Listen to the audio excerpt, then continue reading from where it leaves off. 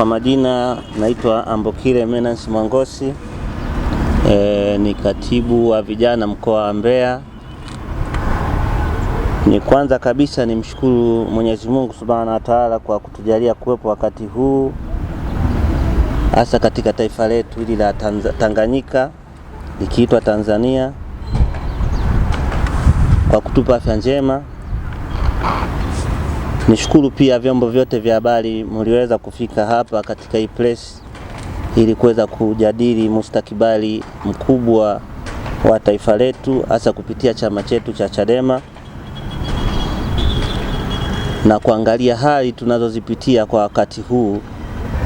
Taifa linapita katika hali ambayo hatukutegemea kama lingeweza kuja kufika hapa ilipofika, hasa kwa vizazi vilivyokuwepo kipindi cha ukoloni au mwanzoni mwa uhuru.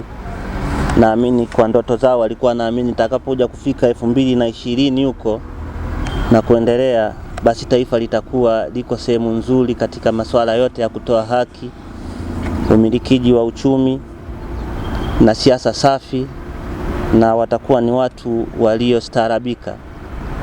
Lakini kwa mshangao mkubwa, hivi vyote kwa taifa letu tumefika miaka 2020 havipatikani.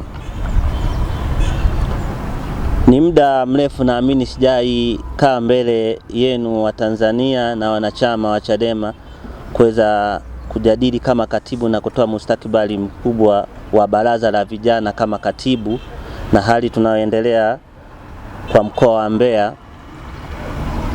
Lakini tumeona tupate nafasi hii kuja kuongea na nyinyi wanachama wa Chadema na wa Tanzania kiujumla, hasa kwa hali tunayoipitia kama vijana na baraza la vijana Chadema, kwa kuwepo na vijana wetu au wanachama wetu Chaso ambao wako ndani toka tarehe 4, na Chaso ni sehemu ya Bavicha, na hii ni mpango wa chama ulivyosukwa kutoka hapo nyuma kwamba Chaso wawe chini ya Bavicha. Na hiki wanachokipitia Chaso kama Chadema Student Organization, mtandao wa wanafunzi wa Chadema vioni, vio vya kati na vio vya juu, elimu ya juu, kwa sababu wako ndani kutoka tarehe 4 mpaka sasa, kwamba ili swala liko chini yetu sisi Bavicha,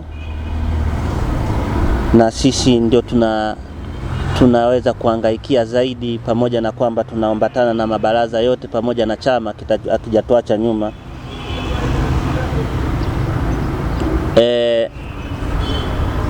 Chaso, viongozi wa Chaso kukamatwa au kutekwa kunatokana na baadhi ya mambo ambayo tulikuwa tukiyaratibu ndani ya chama chetu, kwa sababu tulitengeneza uchaguzi ambao tulitaka kuweka viongozi wapya na kuondoka viongozi waliomaliza muda wao au wanaomaliza muda wao kufuatana na masomo.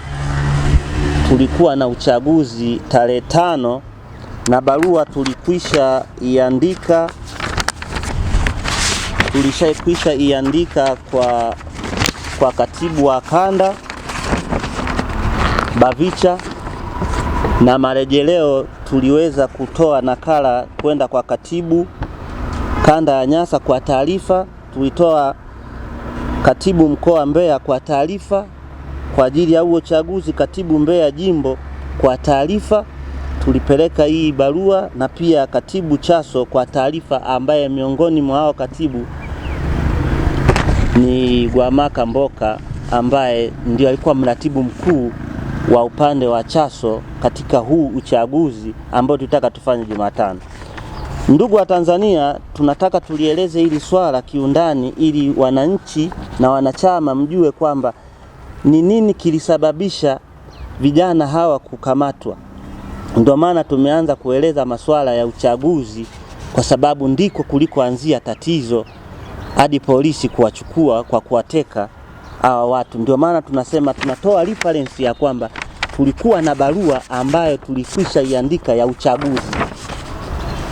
Kwa hiyo tarehe 4 ilikuwa ni kurejesha fomu, tarehe 3 ilikuwa ni kurejesha fomu, tarehe 4 tulikaa, ambayo ilikuwa Jumamosi, tukiwa ofisini, ofisi za kanda, nikiwa na katibu wa Chaso Bwana Gwamaka Mboka, tukijadili. Agenda zetu zilikuwa ni 2 tu. Agenda ya kwanza ilikuwa ni uchaguzi, na agenda ya pili ni logistic, kwamba wajumbe watapokuja basi wapate chochote chakula, hata maji wanywe. Lakini tukiwa tunaendelea, tulimwona Gwamaka Mboka akiwa ana chati na kupigiwa simu kwamba kuna watu wanamtafuta. Kwa hiyo kikao, kwa sababu mimi nilikuwepo pale kwenye kikao kama muendesha kikao, mimi, Kamanda Benja Mwakalinga pamoja na Gwamaka Mboka, tukiwa tunajadili hali ya uchaguzi wa tarehe 5 ambao ni Jumapili. Tulivyomaliza, ghafla alivyoondoka, sisi katuacha ndani, ni kwamba huyu mtu walimteka. Gwamaka alivyofika nje wanapocheza draft pale, sisi tuko ndani kwenye ofisi ya kanda. Likaja gari ambao tuliambiwa baada sisi kutoka kwamba mwenzenu aliyotoka humo ndani na wacheza draft pale kwamba amechukuliwa na watu hapa, wamembeba kwa kumweka kibindoni na kumtupa kwenye gari. Ndipo tukaanza kubaini kwamba ule mchakato huenda kukawa alikuwa anachatishwa na watu ambao walimchukua kinyume na utaratibu, na kuonesha kwamba sisi tulianza huu mchakato. Tulikuwa na mabango pia kwenye mitandao yetu, tukifanya nini, tukiwa tunaipromote kuhusiana na uchaguzi, na wajumbe, barua za wajumbe tunazo ambazo waligombea. Yupo mwenyewe Mboka, Gwamaka Mboka ndio aligombea wenyekiti. Tulikuwepo pia na makamu ambaye anaitwa Gibson Mwakieja, aligombea pia naye umakamu mwenyekiti. Pia Oscar Baraka aligombea pia umakamu. Alikuwepo na kamanda pia mwingine Paul aligombea pia, naye alikuwa anagombea uratibu, na hizi nafasi zilikuwa zina watu wawili kama hivyo zingine. Kwa hiyo hili swala likati limefanyika kwa mpango mkakati wa mapolisi kuwateka hawa vijana. Baada hapo Jumamosi tulibaini kwamba walianza kumchukua Noah Mwarwange akiwa kuomu, na siku hiyo kulikuwa kuna afla ya kuja, alikuwepo msanii Harmonize pale. Kwa hiyo watu walikuwa ni pomoni sana. Kwa hiyo hawa polisi ambao walikuja wamevalia nguo za kiraia, ambao tunasema ndio waliwateka. Kwa sababu tunasema waliwateka, swala la arresti inafahamika. Ukisoma CPA mwenendo wa kesi za jinai inaeleza wazi, ukisoma 12 jinsi inavyohitajika ifanyike arresti. Inamaanisha usipofuata taratibu zilizowekwa na CPA ujue umefanya utekaji. Kwa hiyo tunasema kwamba hawa polisi waliwateka hawa vijana ni kwa sababu hawakufuata utaratibu. Na baada ya kuhangaika sana, tulikuja kupata taarifa mtandaoni iliyowekwa na polisi, ambayo ni hii, inasema kwamba vijana hawa walikuwa wanapanga njama za kufanya vurugu na uhalifu, kuhamasisha walikuwa wamekutwa wakipanga na kuhamasisha watu kufanya vurugu na uhalifu mwingine katika maeneo mbalimbali ya jiji la Mbeya. Na imetaja watu ambao ndio Gwamaka, Noah, Wasinyo na Rogers Mpwani. Hawa watu wametajwa katika maeneo haya. Barua hii ambayo RPC wa mkoa aliweza kueleza kuzaga juu ya hawa watu, akisema kwamba walikuwa wanapanga njama mafiati. Na hili ndio tunalolizungumzia zaidi, kwamba katika hili taifa limekosa rule of law, utawala wa kisheria, utawala wenye maadili. Tunavyosema utawala wa kisheria ni utawala wenye maadili wa mtu kama anapewa yuko kwenye taasisi kuongea kitu kilichokuwa sahihi. Kama kimefanyika sahihi. Na tunavyosema kwamba hawa vijana walitekwa ndio tunamaanisha kwa kufuatana na hii taarifa ya RPC Kuzaga juu ya kwamba watu walikutwa wakipanga njama za kufanya vurugu na uhalifu mbalimbali maeneo ya Mafyati, wakati Gwamaka wamemchukua kwenye ofisi za kanda kinyume na utaratibu. Pamoja na hivyo wamewachukua wanafunzi kutoka Kuomu wakiwa kwenye afla ya sherehe za pale, lakini saizi huyu RPC anasema kwamba Kuzaga kwamba amewachukua watu walikuwa amewakuta wakifanya njama za kufanya vurugu Mafyati. Hatuelewi sasa Mafyati ni Mafyati aina gani. Wamewakuta kwenye mataa pale roundabout, hajaeleza. Yote hii ni kuonesha kwamba mifumo ya hili taifa haijajikita katika mifumo ya rule of law, utawala wa kisheria. Hatuna uoga kusema katika hivi kufatana na kauli zake za kwamba amewachukua watu katika ofisi na wengine akawachukua chuoni, anasema kawakuta Mafyati. Ndio maana tunasema kwamba Kusaga amekuwa ni mwiba kwa Watanzania, amekuwa ni mwiba kwa Wanambeya, kwa sababu hata Ndato alimchukua Shadrack, hadi leo hivi hatufahamu. Na tunasema hivi kwa sababu nini? Kiapo na kauli mbiu za polisi ni walinzi wa wananchi na mali zao, ni watunza usalama wa wananchi na mali zao. Ikiwa sasa RPC anaongea vitu kama, hatuwezi tukaogopa kusema kwamba anaongea Kuzaga anaongea uongo mbele ya umma, tena documented, anaeleza vitu documented na watu wamewachukua kawachukua ofisini. Hiki kitu akikubaliki, na ndio maana tunataka kwamba Watanzania tumejitokeza, kama vijana mkoa wa Mbeya tunaeleza hali ya nchi hii na Mbeya, kwa nini huyu Kusaga amekuwa ni mwiba, kwamba amekuwa anaongopea umma na asielewi anaongopea umma kwa maslahi ya nani, hatujui. Hivi vitu ndio vinavyofanya kwamba huyu RPC awe ni tatizo kwa mkoa wa Mbeya. Naye labda tujitengeneze kwa nini wamewateka hawa vijana. Hili ni swali muhimu sana la kujioji kwamba katika hii place kwamba ni kwa nini wamewateka hawa vijana. Tatizo lilianzia wapi? Mimi kama katibu tulivyopata ziara ya Mheshimiwa John Heche na jopo lake kuja mkoa wa Mbeya, tuliweza kuandika kama baraza, tuliweza kuandika barua kwa katibu wa kanda ya Nyasa. Sio, tushukuru sana kwa katibu, alionyesha ushirikiano mkubwa sana kuweza kutupambania katika hili. Na hii ndio barua tuliyomwandikia Shio. Tumemwandikia Shio hii barua kuomba Mheshimiwa John Heche apate, na title yetu inasema yahusu ombi la makamu mwenyekiti taifa John Heche kula chakula cha usiku dina na Chaso wa mkoa wa Mbeya. Hapa ndio tatizo lilipoanzia. Tunazungumzia tatizo lilipoanzia kwa sababu kubwa. Hawa vijana tuliwaombea waweze kukutana na John Heche, na lengo kubwa tuitaka wale wanamaliza masomo yao John Heche awape vyeti. Na John Heche hakuwa na lengo lolote la kuonana na hao Chaso mpaka tarehe 23 ilikuwa Jumanne, mkutano unafanyika Mbeya. Anafika Mbeya ana habari ya kwamba atakutana na makamu, atakutana na Chaso. Usiku anashuka ndo anaambiwa na katibu wa kanda kwamba vijana wa Chaso wako nje wanakusubiri, wanakuomba uonane nao. Na tumezungushwa sana. Na hakuna, nakumbuka kitu ambacho aliyoiongea Heche siku hiyo ni kitu kimoja tu kwenye kikao.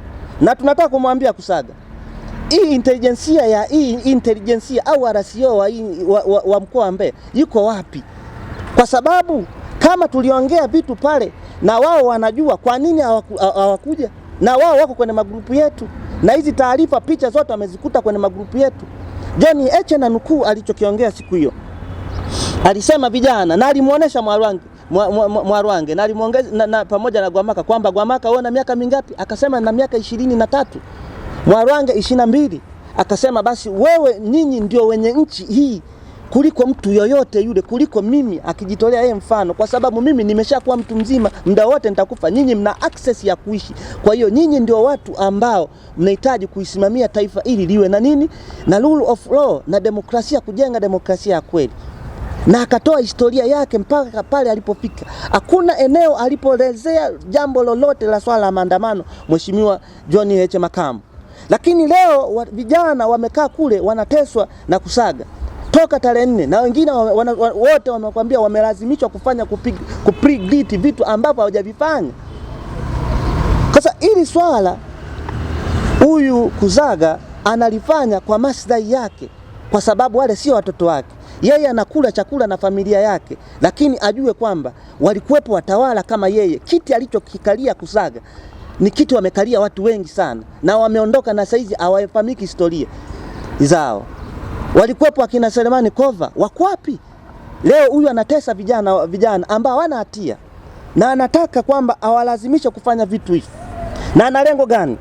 Lengo la kwanza la Kuzaga kufanya ili kuwakamata vijana. Mpaka leo tunategemea tarehe 23 huenda ndio akaletwa mahakamani, wakauona jua, wako sentro mpaka leo kutoka tarehe 4 kawateka. Kuzaga lengo lake nini? Ni kutaka kuwakatisha vijana wa Kitanzania waliomo vioni na mashuleni kwamba wasijiunge na Chadema. Hili ni lengo lake la kwanza, kwa sababu anataka kwanza kwamba watakapokufa nini atawaambia bwana, mmeona wenzenu tuliwafanya hivi, mmeona wenzenu na nyinyi tutakaueni. Kwa hiyo vijana atarudi. Lakini mpaka kitendo cha kuwakamata hawa vijana 4 aliowaweka Central Kuzaga imetia moli vioni vyote vya Mbeya. Tunapigiwa simu na vijana wako na moli kubwa ya kujiunga na Chadema. Hakuna kitu ambacho kimepungua. Hauwezi kumdhulumu mtu haki, hauwezi kumtisha mtu kwa kumdhulumu haki yake. Watu wanatishwa kwa kuwapa haki zao.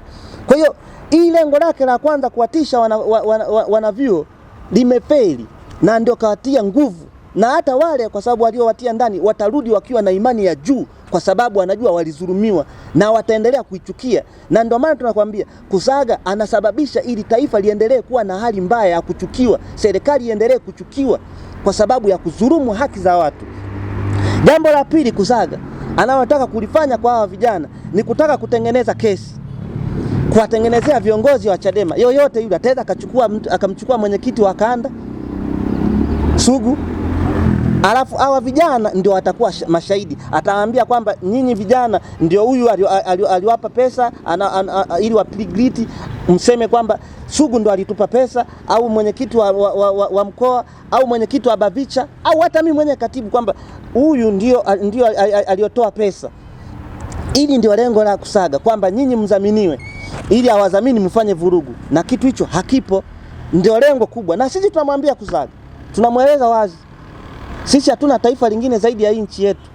Sisi ni Watanganyika, na hata kama tutakufa kwa kupenda Mungu, tutazikwa Tanganyika. Na hata kama tutapotezwa, hatutaonekanika, bado tutazikwa Tanganyika. Hatuelewi walipomweka Mdude, kama kweli kafa au kama yuko mzima. Kama kafa, hatuamini kwamba kazikwa nchi ya nje, kazikwa kwenye taifa lake. Na sisi tunakwambia Kuzaga, kama unataka kuja kutuchukua sisi njoo utuchukue, waache vijana wapate elimu, haki zao. Na katiba ibara ya 11 inaeleza wazi haki ya kupata elimu. Kwa hiyo tunataka kuwaambia Watanzania kwamba hakuna kurudi nyuma juu ya mapambano haya. Hakuna kurudi nyuma juu ya mapambano haya, kwa sababu hili ni taifa letu sisi. Tunataka tunataka kila mmoja aenjoy nchi yake. Kila mmoja awe na furaha na Tanzania. Kila mmoja aipende Tanzania. Hakuna kutishwa na watu wanaoita Kuzaga. Hakuna kutishwa na RCO. Kama watatuua, waache watuue. Na kama watatupoteza, waache tupoteze, lakini tutapotea tukiwa katika haki. Na hakuna kifo kilicho bora duniani kama kifo cha kupambania taifa lako na nchi yako. Na sisi tutakufa tukiwa hivyo. Hii katiba ndio imeruhusu vyama vingi. Tanzania ni jamhuri ya muungano, ni jamhuri inayofuata mfumo wa vyama vingi. Inaeleza ibara ya 3. Ni nchi ya kijamaa inayofuata mfumo wa vyama vingi vya siasa. Kwa hiyo mimi kuwepo Chadema natekeleza katiba. Hauwezi ukanikondem kwa kukua mimi Chadema. Hauwezi ukawaadhibu vijana toka tarehe 4 mpaka sasa umewashikilia. Kwa lipi? Kwa sheria ipi? Section 22, 23 ya CPA inaeleza mtu ndani ya masaa mangapi mnatakiwa mumpeleke mahakamani. Kuzaga tunakuuliza kama baraza la vijana mkoa wa Mbeya, umewashikilia hawa vijana kwa sheria ipi? sheria imeanza kuendeshwa kwa maagizo, matamko. Wameacha sheria, matamko ndio imekuwa ndio sheria. Umewashikilia kwa lipi? Nchi yoyote inahitajika iwe na rule of law, uongozi wa utawala wa kisheria. Tanzania hakuna utawala wa kisheria wala hakuna kuheshimu haki za binadamu. Tukisema utawala wa kisheria, kila mmoja enjoy kwa ajili ya sheria, kama sheria zilizopo afate. Haki za binadamu, mtu anahitajika apelekwe mahakamani, mpaka leo hujampeleka, inamaanisha au umemnyima, umedinei haki za mtu. Kwa hiyo Kusaga amekuwa amekilichafua jeshi la polisi, huyo RPC toka huko nyuma. Amekuwa amekilichafua hili jeshi la polisi, watu wamelichukia. Watu wanaona kwamba jeshi sio jeshi la polisi, ni jeshi katili kwa sababu ya mtu mmoja. Kusaga wewe unakaa na familia yako, mnakula, mnashiba. Watoto wa watu ambao umewachukua innocent. Sisi ndo walezi hao watu. Kwa nini usio uchukua watoto uache walezi? Kama sisi kama kweli unataka kusema kwamba sisi ndo labda tulitaka kuhamasisha maandamano ya Sabasaba, uje kutuchukua sio wale vijana. Lakini umejua kabisa sisi ni innocent people. Hauna uwezo wa kutushika, hakuna sheria hiyo ya kutushika. Kwa hiyo unataka kuwatengeneza hawa vijana sasa ndio wewe mashahidi kama kesi ya Tundu Lissu. Na hawa vijana wana uwezo wa kwenda kutumiwa tena kwenye kesi ya Tundu Lissu. Ndio maana wameendelea kuwashikilia dhulman. Kwa hiyo Watanganyika ni lazima tuamke. Na kama hatutasimama kwa miguu yetu, hakuna mtu atatusimamisha. Ni lazima tusimame na kukataa hii dhulma. Leo iko dhulma hii kwa hawa vijana, na tuna uhakika hawa vijana wazazi wao itawezekana sio watu wa Chadema. Na wewe mtoto wako kesho atawezekana akaja ni Chadema na atakuja kufanyiwa hivi. Kwa hiyo sauti hii ni lazima tupaze, tutoke, tukatae dhulma anazozifanya Kusaga na RCO wake. Leo hii watu wanapotaka kujua mambo ya haki wanakimbilia mahakamani. Na ibara ya 107 inaeleza mahakama ndio chombo cha kutoa haki. Lakini saa hizi mahakama imeanza kutumika. Tumepeleka kesi yetu, tumefaili kutoka tarehe 11. Kesi tunayo hapa tarehe 11. Wakili wetu advocate Filipo Mwakilima amefaili toka tarehe 11. Tumepeleka shauri letu mahakamani. Tunaenda mahakamani, wanatuzungusha, wanasema jaji hajatajwa. Inafika tarehe 14 wanatuambia jaji ameshatajwa. Ni jaji somebody Kalunde nadhani anaitwa hivyo, ametajwa, yuko pale kwenye mahakama mlango wa 64 ametajwa. Tunakuja kutaka sasa ataje tarehe, imekuja kutajwa tena tarehe. Tumezungushwa ndani ya mahakama kutoka tarehe 14 mpaka tarehe 17. Sasa ili shauri limeletwa kwa hati ya dharura, na humu ndani ya hii kesi ili shauri limeletwa, kuna viapo, imetajwa masuala ya mitihani, yametajwa mambo mbalimbali juu ya hao vijana, haki yao ambayo imenyang'anywa na Kusaga, imenyang'anywa na jeshi la polisi. Nao mahakama imekuwa ikituzungusha tena. Kwa hiyo mahakama nayo imejigeuza kwamba na yenyewe ni sehemu ya kutetea uovu unaofanywa na jeshi la polisi. Mahakama tena imejigeuza yenyewe ni chombo kinachotumiwa na wanasiasa. Mahakama tukufu. Ndio maana tunasema leo wangekuwepo akina Jaji Francis Nyalali, haya maovu sijui angeyaweka wapi. Wakina Samata, wakina Jaji Marusanya wameweka legacy kubwa sana, lakini tuna majaji wanakuwa wenyewe ni wanasiasa. Mahakama imekuwa inatudalalia. Leo tunavyozungumzia leo hii katika ili shauri ndio letwa kwa dharura, habeas corpus. Tunavyozungumzia dharura ni sawa labda na watu ambao tutaweza tukasema mgonjwa, hata kama kabeba kwa ambulance, gari lazima likae pembeni. Kwa hiyo hii tunavyosema habeas corpus, kesi imeletwa kwa hati ya dharura, tunamaanisha kwamba ilitakiwa kiacho kila kitu ili ilifanywe kazi, hii hati isikilizwe. Lakini mpaka leo tunapigwa chenga. Achana na hivyo, tumetoa pesa kwa court broker, dalali wa mahakama toka Ijumaa. ili atupe summons, ziende summons kwa hao watu waliotajwa hapa, kwa Patrobas Katambi, Inspector General, IGP, Regional Police Commander Mbeya, RPC, Regional Crime Officer Mbeya, RCO, Officer Commander District Mbeya ipelekwe, Officer Commanding Mbeya Central Police ipelekwe, Director of Public ipelekwe. Hadi saizi pia court broker naye anatuzungusha hii michezo ya kimahakama inafanywa na masuala ya mahakama, sehemu ambapo ndio tunategemea sasa tupate haki. Sasa ikifika watu, itakuja kufika watu watakuja kutafuta haki nje ya mahakama, watakuja kuishindwa kulirudisha hili taifa kama walivyoshindwa kulirudisha hili taifa kufuatana na uovu uliofanyika wa Oktoba 29 mwaka jana. Kwa hiyo tunaomba Watanzania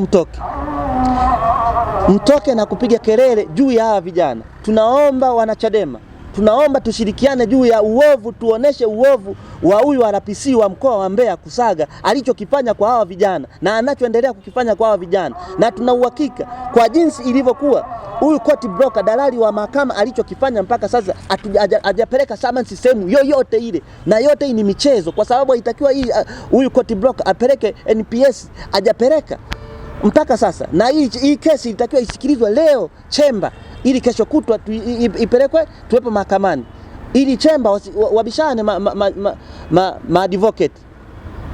Sasa mpaka sasa court broker hajafanya kitu chochote na hatuna kopi yake yoyote, na hajafanya kitu chochote. Kwa hiyo lengo ya court broker kufanya hivi ni nini?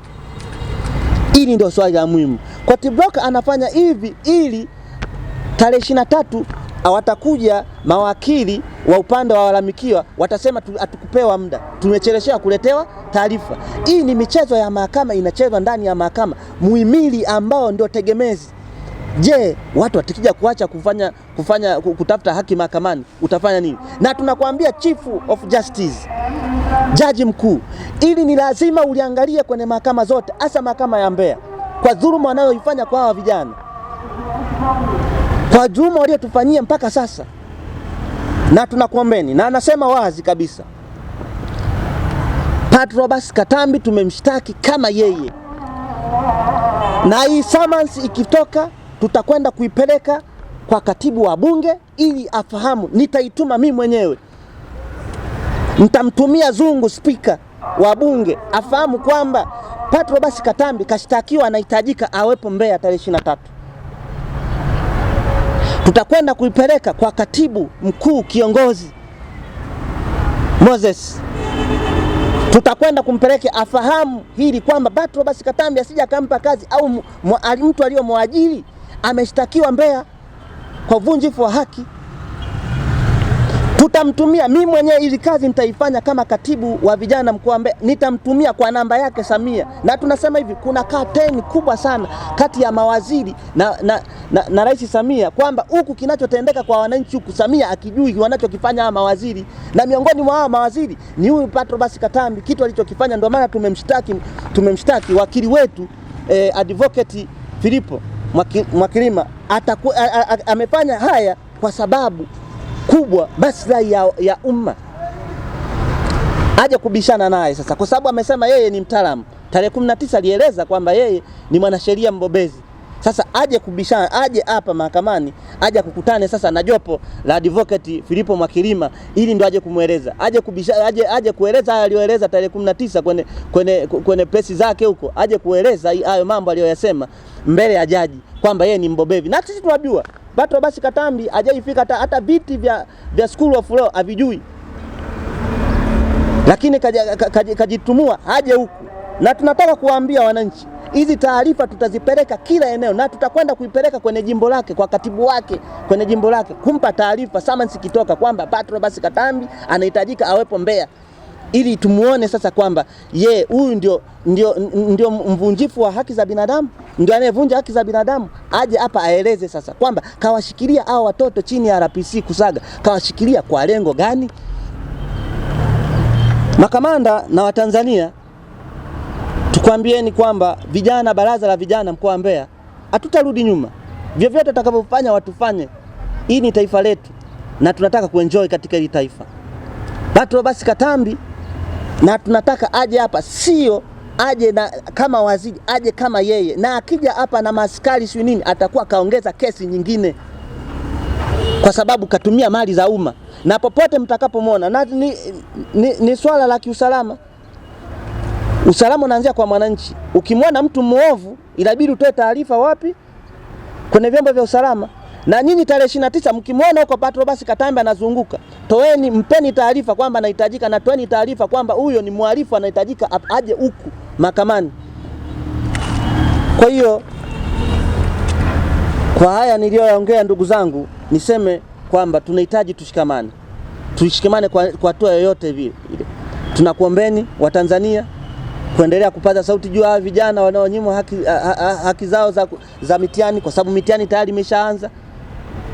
Tunakuombeni kwa Watanzania kwa jambo lolote lile, michango yenu, uwepo wenu. Pia nimalizia kwa kusema tunakuombeni sana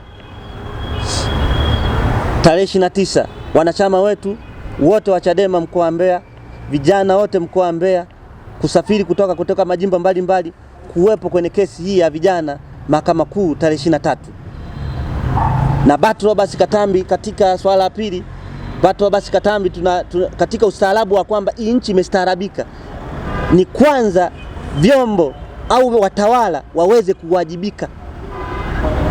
Katambi lazima uwajibike katika hili. Kusaga RPC lazima uwajibike katika hili. Utajiona wewe umeshinda kwa sasa kusaga, lakini muda na dakika aliyoipanga Mwenyezi Mungu itafika, utakuwa kama walivyokuepo wengine. Walikuepo akina Bokassa, dunia hii wako wapi? Hata familia zao haziwezi kushika pale Central Africa, kushika tu nazifa yoyote ile. Walikuepo akina Mobutu Sese Seko, hata watoto wao hawafahamiki. Hata wewe kusaga kwa dhuluma unaifanya, utakutana na hiki kitu. Kwa hiyo tunakuombeni sana Watanzania, hakuna kurudi nyuma katika haya mapambano. Tunatakiwa tushikamane kwa pamoja sana. Pia la mwisho, kusaga hawa watoto ili si ombi, ni sheria. Tunakuelekeza kwenye sheria, uachie haraka sana. Huo ndio ustaarabu. Kwamba watoto uje kuachilia mahakamani unaonekanika hujastaarabika, wewe ni kiongozi muovu.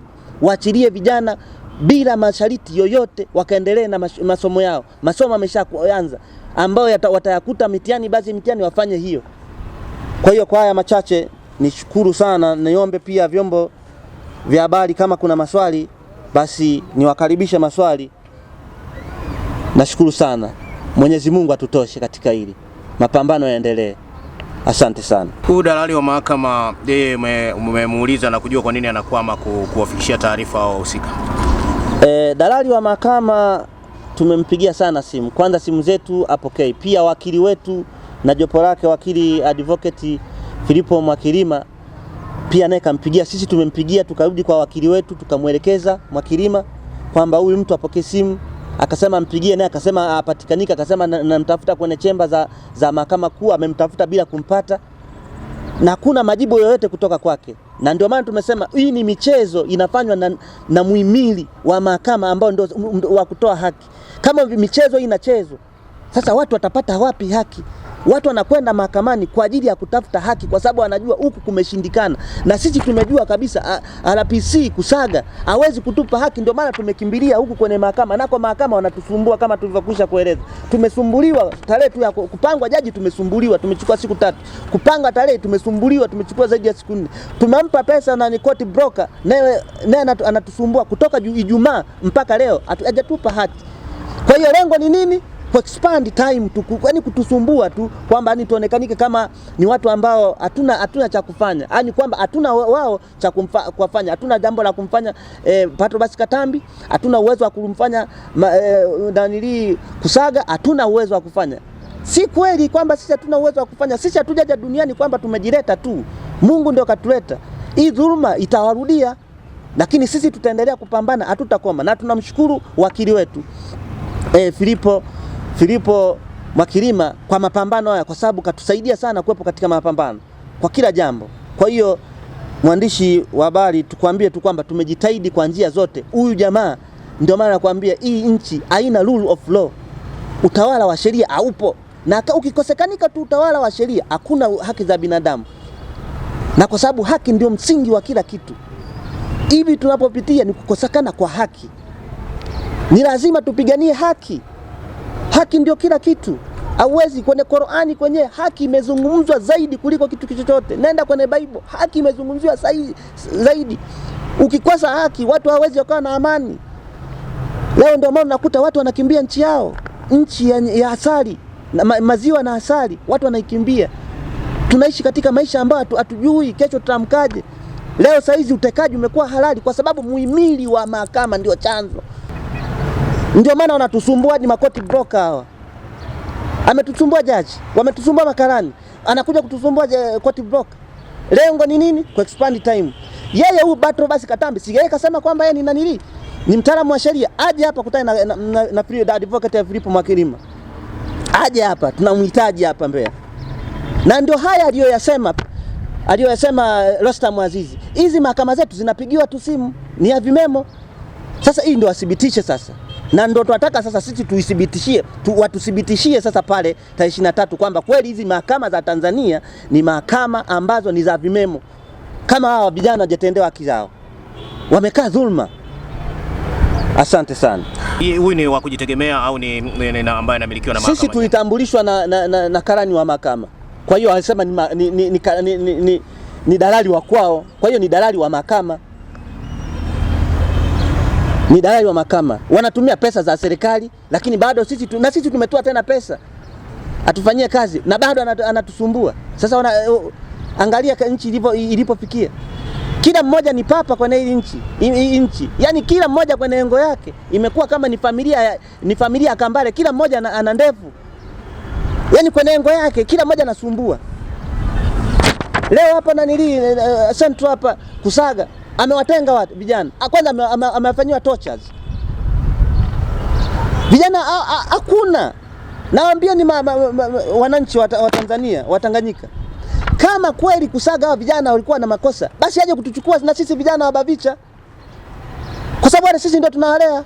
Na hicho kitu hakijafanyika, na hili ndio lengo lao, na hawezi kuja kutuchukua kwa sababu hatuna kosa. Na mwenyewe hapa kasema kwenye barua yao, ili kosa liwe kosa ni lazima liwe na vitu viwili, actus reus and mens rea. Liwepo na nia na tukio. Tukio halipo na lengo Mungu kawaumbua. Walipanga mipango yao na Mungu akapangua mipango aliyoipanga wao. Kwa sababu wakajua labda tarehe 7 kutakuwa na vurugu, wakishakuwa kuna vurugu, basi watakuja kumtengeneza Sugu ndio aliwadhamini hawa vijana wafanye vurugu, watamwegeshea Sugu. Na tumepata taarifa wanataka kuweka ni mtu akimkamata waweke terrorism. Huyu Kusaga aweke tu na rasio wake. Wanataka kuweka amri robbery, waweke tu. Tutaingia haya makaburi yetu tukiwa mashujaa. Tutakufa tukiwa mashujaa na tutakufa tukiwa waoga. Ni nchi yetu, hatuna kwa kukimbilia. Yeye mwenyewe kaishaeleza hapa kwamba Kusaga walikuwa wanapanga kufanya vurugu. Sasa kama wanapanga kufanya vurugu haijafanyika, sasa wanashikilia kufanya nini? Na hajataja, anasema kakamata kwenye ofisi zetu, anasema kakamata mafiati kwenye mataa au mafiati eneo gani? Ataje. Ni hayo mheshimiwa mwandishi wa habari. Kama kuna swali lingine la tatu nishukuru sana. Yanatosha. Asante sana. La mwisho tuseme kwamba Watanzania wote na wanachama wote wa Chadema ni waombe kuendelea kutusaidia michango juu ya hawa vijana, na pia tuendelee siku ya tarehe 23 tuwe wengi mahakamani. Na niombe vijana wote wa Chaso mkoa wa Mbeya kuwepo na wanachuo sehemu mbalimbali kuwepo mahakamani tarehe 23. Hakuna kitu cha kuogopa, ni taifa letu, ili lote ni taifa letu sisi sote. Hakuna mtu wa kututisha. Kama watatuua, watatuteka, waache watuteke. Nchi ilipofikia ni pabaya. Tutakaponyamaza, hakuna mtu atakaje kutuinua tena. Na uovu unazalika kwa uovu, na wema unazaliwa kwa uwema. Tukipanda wema, tutapata wema. Tukiendelea kuogopa kukaa kwenye majumba yetu na kwenye mitandao, kesho utakuja kuchukuliwa wewe ukiwa hivyo hivyo au mtoto wako. Nani alijua kwamba Oktoba 29 itatokea yale yaliyotokea? Lakini yametokea kwa sababu ya sisi kunyamaza. Hatuhitaji atokee tena, ni lazima tupambane kwa udi na uvumba. Na hakuna kurudi nyuma, hatutarudi nyuma. Mkoa wa Mbeya vijana hatutarudi nyuma mpaka mwisho. Kauli yangu ya mwisho kabisa ni washukuru sana viongozi wa Chadema mbalimbali, nikianza na kumshukuru mwenyekiti wetu wa kanda Joseph Mbilinyi Sugu kwa kuwa karibu sana na hili swala, uongozi wangu wa mkoa, uongozi wa jimbo, wilaya, Mzee Njerenje, nishukuru sana. Nashukuru wanachaso wote kwa mapambano haya na Watanzania wote ambao mko pamoja na sisi katika hili, na sio tu hapa, ambao wote mko pamoja na mapambano ya kulipambania hili taifa. Niwashukuru sana, tusirudi nyuma. Na Mheshimiwa Tundu Lissu ukasema hakuna kurudi nyuma, tusikate tamaa. Tusikate tamaa, muda umeshafika. Kila jambo meli inavyozidi kutitia haititii kwa mara moja. Tutapita katika mazingira magumu sana, lakini tutafika. Kwa hiyo nishukuru sana wote ambao hata sijawataja. Nimshukuru sana wote wanaopeleka chakula Central, tuwashukuru sana, na wote wanaotoa michango. Nashukuruni sana. Mungu awabariki. Asante.